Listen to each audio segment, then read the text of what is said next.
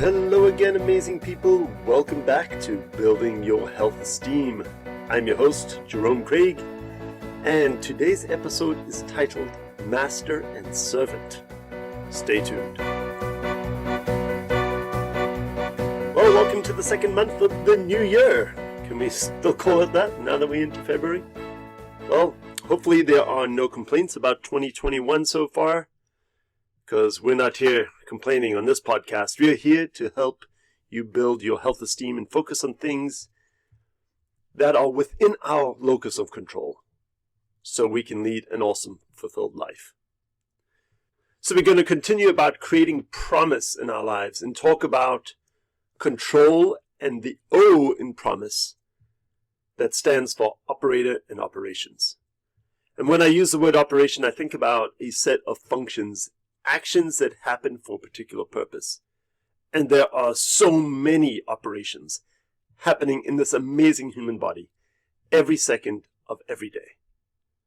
Of course, we cannot talk about the operations without acknowledging that we are the operator. We are the operator on a conscious level, and then there are these powerful drivers in the unconscious mind and in the autonomic parts of the system. And if you are just tuning in for the first time, you may wonder what I'm talking about. Create Promise is a framework.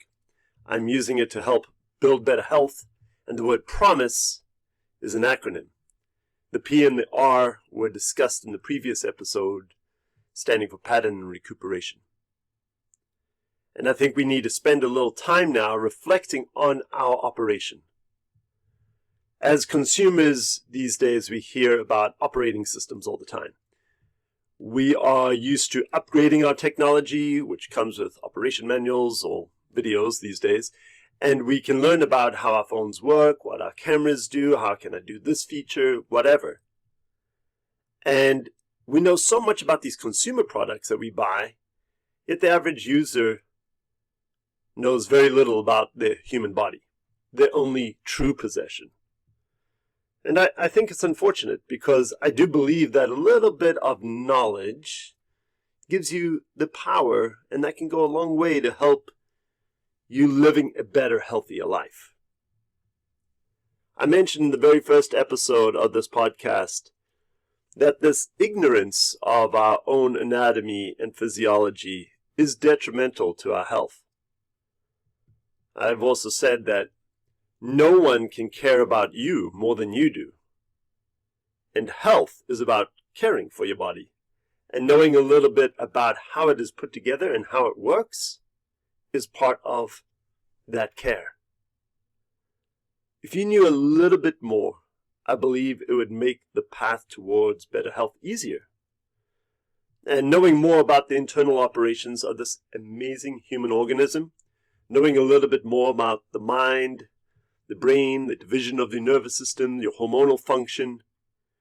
If you knew more, you as the operator could live a better life. You could be leaner, you could be stronger, you could feel more energized, feel less anxious or depressed.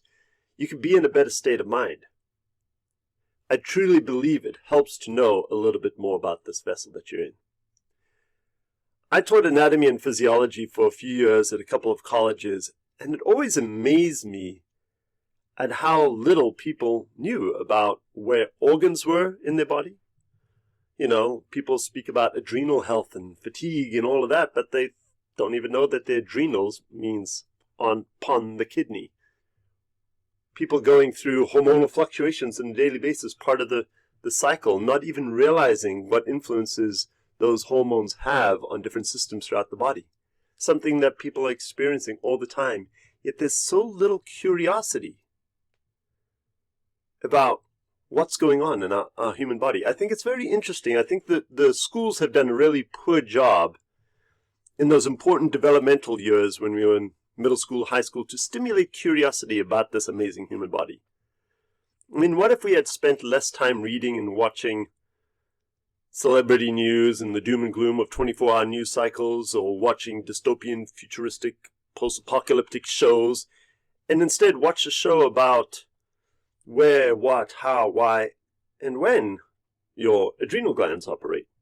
What if we spent a little a bit more time looking into positive psychology, understanding neurochemistry, the drivers and the reward systems, the habit formation, rather than spending our high school years dissecting frogs and examining the life cycle of fruit flies.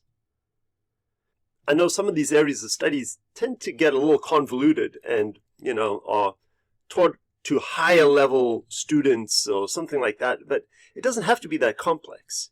We can deliver some of this information in comic strips or a 5-minute animated series on YouTube. There's so much great information out there that I believe we all have access to through the internet or libraries or whatever, that can make us better operators and allow our operations to function more smoothly without medical interventions and seeking outside expertise. When I'm using Create Promise in my morning reflections, when I get to the O, I'll write a question down. Something that, I picked up on my radar and I wish I knew more about. I'll set myself a 10 to 15 minute limit, and I'll go and research it through this incredible technology, that we have. For example, chemical sciatica came up the other day. So I wrote it down. And I was like, well, I'm going to spend a little bit of time reminding myself what that's about. I also had a conversation with somebody about how much total glucose the body can tolerate circulating in the bloodstream. And I was like, oh, shoot, I don't remember the exact amount. By the way, it's 4 grams of glucose circulating in blood for the average 70 kg person. So that's about 150 pounds, a little bit more. 4 grams of glucose is what your body tolerates circulating in the blood. And then we start pushing ourselves out of that dynamic equilibrium, that homeostatic region that is so important for living a healthy life. So anyway, I'm trying to cultivate curiosity daily because I know the more informed I am as an operator of this amazing vessel, the more pride I have in ownership. Our bodies are working really hard all the time to maintain this dynamic equilibrium. This is the range in which life is possible. Unfortunately, we don't realize that we take it all for granted. And essentially, this sometimes amounts to self-abuse. Many people make life infinitely harder than it needs to be by not taking care of the vessel that transports us through this entire existence. And this comes down to that master and servant part. Yeah, the phrase is a little antiquated, maybe even biblical, but the meaning is well known. The sentiment is conveyed, who doesn't want to be the master of their destiny, the master of their domain? No one wants to be pulled this way and that, a victim of their circumstance, like a servant. And as a doctor with a great deal of empathy, it breaks my heart to hear people say things like, why is my body doing this to me? Yeah, there are a lot of things that can happen automatically or seemingly beyond our conscious control. Yet there are a lot of things that we do have control over. And this comes down to living with intent and not just through habit, not just going through the motions. We can be the master of this organism. We should strive to create purposeful action and recognize and control our thoughts. Because thoughts have an instantaneous neurochemical impulse that triggers a system-wide cascade, hormones, blood flow, all these kinds of things that either bring you to a state of strength, growth, and healing, or veer in the opposite direction. You've probably heard the phrase, you're the thinker of your thoughts, and I'm going to add to that and say, therefore the master of operations. Please, my friends, step into the role of operator and develop some curiosity about this amazing human body, the only physical possession that you carry throughout your life. Be the creator of promise in your life. Build your health esteem by nurturing your mind, your body, and your spirit, and build a better body from the top down and the inside out. Awareness and understanding help.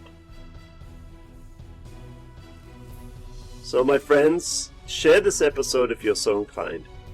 Drop a rating or review. Subscribe, because The show's only going to get better. And next time you hear from me, I will continue to work through the Create Promise framework. We're up to the letter M for movement. Until then, my fellow amazing humans, I'm signing off with love and gratitude. Peace.